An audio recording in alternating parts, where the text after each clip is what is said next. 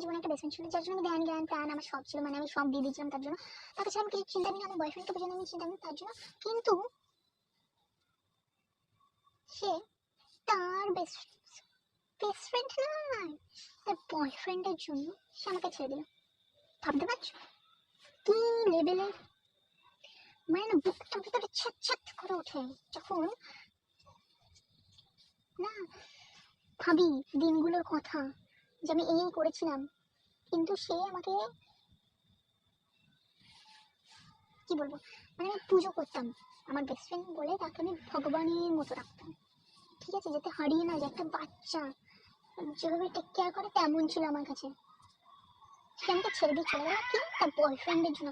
তার জন্য আমি আমার বয়ফ্রেন্ডের সাথে ব্রেকআপ করে নিলাম, বন্ধুত্বের মাঝখানে আসলেও সে আমাকে ছেড়ে দিল, তারপর তার বয়ফ্রেন্ডের জন্য।